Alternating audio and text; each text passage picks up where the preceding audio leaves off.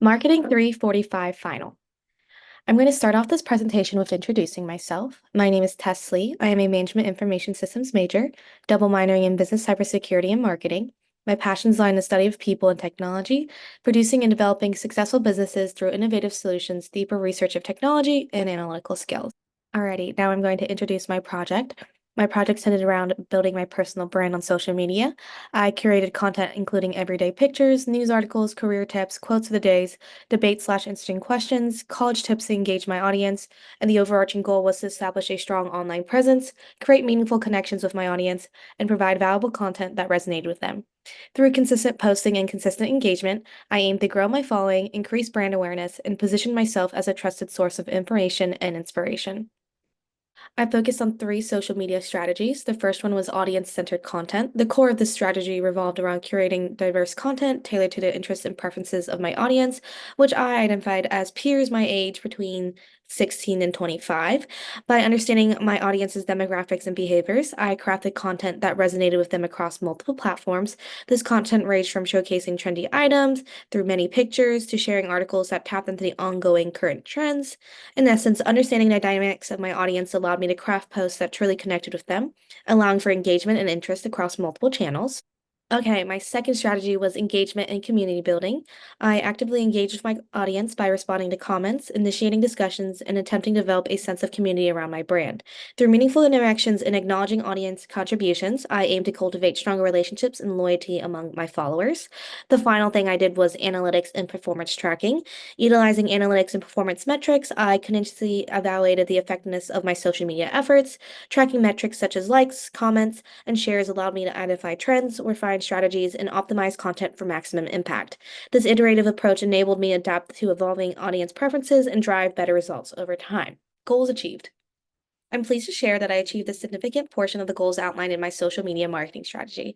Through the creation of diverse content specifically tailored to the interests and preferences of my audience, I managed to generate some level of engagement with my brand. While this project operated on a smaller scale and didn't yield an immense influx of followers or widespread popularity, I surpassed my initial expectations in terms of generating interest and interaction. It's important to acknowledge that in the context of my own personal project, the results were measured more qualitatively than quantitatively. Regardless, the level of engagement interest I received indicates that my strategies were effective to some degree. Looking ahead, I'm motivated to build upon these initial results, refining my approach and exploring new avenues to further enhance engagement, expand my reach in the future. To show my progress, I'm going to show three posts from each social media platform I posted on. The first one is Facebook. So the first post that I shared was a picture of my breakfast. I captioned it "Breakfast Anyone" as 3 likes and 1 comment.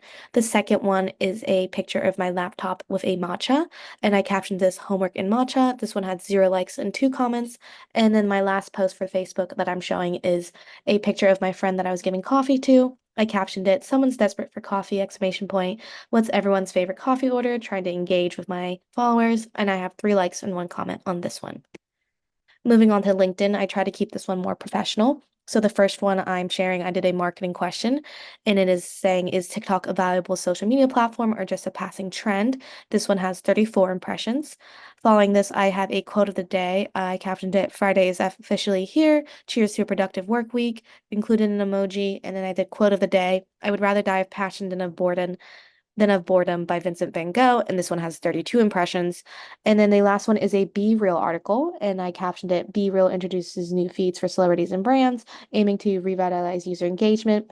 The updates features real people and real brands feeds. Will these new features reignite interest in the platform?" And this one has 24 impressions.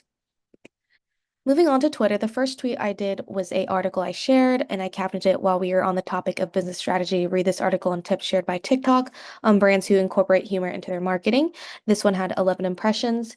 The second one I'm sharing is a debate topic I captioned, "It's important to always have our brains curious." Debate topic, "Is artificial intelligence beneficial or detrimental to society?" This one has 6 reaches. And then the last one is, "I'm always looking for new things to share. So as we dive into the new year, let's stay in the loop of Vogue and discover the hottest fashion trends." And this one also has 6 reaches or impressions, you could say. And that is a Vogue article. Moving on to Instagram, I try to keep this one more personal, so I uploaded pictures I actually took. So this first one is a picture of my friend's bag, and I captioned it essentials only. This one had 14 likes and 1 comment. Second post is a picture of vinyls in a vinyl or record store. Captioned it vinyls and records, 9 likes, 0 comments. The last one is a picture of me and my friend Bryn. I captioned it her name, and this one has 3 likes and 2 comments. For YouTube, I try to keep my account focused more on traveling. So the first one I had was a video of Morgantown, and it had 36 views and 1 like, captioned it Morgantown. The second one is I captioned it What a Sight to See, 84 views, 2 likes. This is a hiking spot I was at while I was in Greece. And the third one I captioned Crazy to See, 44 views and 0 likes.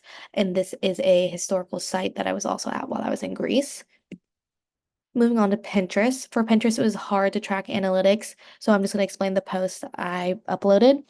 So the first pin I did was a picture of me reading a book. The second one was also another site I was at while I was in Greece. And the third one is a picture of me taking a picture of a tower in Germany. In regards to organizing software, instead of using a general software like Hootsuite, I use the tools each platform provided for the user. For example, for Facebook, LinkedIn, Twitter, and YouTube, I would generate the post beforehand and schedule them all for the week the Sunday before. On screen, I showed 2 examples, one of Facebook, one of LinkedIn. Instagram and Pinterest did not have this feature, so I drafted all the posts beforehand and set timers throughout the day to post them accordingly. In modeling my social media strategy, I took cues from prominent influencers like Emma Chamberlain and Alicia Marie, both of whom initially gained fame through their YouTube channels. Emma's content often featured her daily routines, including her love for coffee, which eventually led her to create Chamberlain Coffee and launch a podcast. Alicia vlogs and has a collaborative podcast with Miss Remy Ashton, a fellow YouTuber slash influencer who is also her close friend. Alicia showcases her authentic interactions and shared experiences, resonating deeply with her audience. Inspired by their approach, I sought to replicate a similar format on my own social media platforms. I shared glimpses of my daily life, meals, pets, and other relatable experiences, aiming to foster genuine connections with my audience. By mirroring the authenticity and relatability of Emma and Alicia, I hope to engage my followers and establish a sense of trust similar to their relationships they cultivated with their own personal audience. And what were the goals and tones of my post? So I wanted an audience connection. So I wanted to establish a strong connection by resonating with my followers on the same interests and aspirations. I focused heavily on education and entertainment. I created a balance between informative content like career tips and news article with entertaining elements such as everyday pictures and fun debates. For engagement, I wanted to receive likes, comments, shares, and discussions to gain interaction on my personal brand. Finally, one of my last goals was personal brand awareness. I wanted to increase visibility and recognition by consistently delivering relevant and valuable content. And for my tone, I wanted to maintain a friendly, informative, and conversational tone across all my platforms. I wanted to do this to create a welcoming atmosphere for audience engagement. And I wanted to infuse all my posts with positivity, encouragement, and enthusiasm to uplift and inspire my fellow followers. With this, I'm going to show you my post with the highest engagement. So this specific Facebook post reached 16 people, had 19 impressions overall, and had 3 interactions. It was a debate. I asked my followers to debate digital versus traditional planners, which is the best organization tool for college students. Let's settle the age-old debate. Are you team digital planner or team traditional paper planner? I did this content because I think it allows for debate with fellow college students or those working with a planner, anyone, working right now currently. And in doing so, I feel like it contributed to my community building and engagement simulation. For Instagram, the specific post had 19 likes, 2 comments. The content was a game day photo. I think it increased visibility and personal brand recognition on my Instagram page just because I was advocating as a college student. For YouTube, I posted this video I took while I was on vacation of the water. It has 155 views and 1 like. The content was obviously a vacation destination, and it contributed to short-term engagement for my channel. And now here are the top 3 social media channels for my brand. The first one is Instagram. Instagram's visually driven format allowed me to share quality images that captured the attention of my audience. The platform's emphasis on aesthetics and storytelling helped increase likes and comments, developing a connection with some of my followers. The second one is Facebook. Facebook provided a space for discussions and sharing of content, which resonated well with my audience. Despite reaching a smaller audience, the interactions were collaborative, contributing to community building and engagement as well. The last one was YouTube. YouTube offered the opportunity to share longer form content such as vacation clips and shorts, which provided value and entertainment to my audience. While the views and likes might have been relatively modest, the platform's potential for long-term engagement and reach made it a valuable channel for building my personal brand and attracting subscribers. Now I'm just going to do a general analysis. So I'm going to start off with the Facebook professional dashboard. Facebook's analytics provided valuable data on post reach, engagement, metrics, likes, comments, shares, and content performance. By analyzing these insights, I could identify trends, understand the preference of my audience, and optimize my content strategy. For LinkedIn, LinkedIn's analytics offered insight into post engagement and page performance. This data allowed me to tailor my content to align with the professional interests and preferences of my LinkedIn audience, ensuring that my posts were relevant and compelling within a professional context. And then for Twitter, Twitter's analytics provided information on tweet impressions, engagement rates, follower demographics, and top performing content. By monitoring these metrics, you could identify popular topics, optimize tweet timing, and engage with trending conversations to maximize your reach and impact on Twitter. Moving on to Instagram. Instagram's analytics gave visibility into post reach, engagement metrics similar to Facebook, likes, comments, saves, audience demographics, and story performance.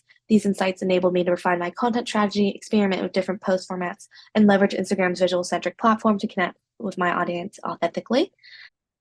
And then for YouTube, its analytics offered comprehensive data on video views, audience retention, and demographics.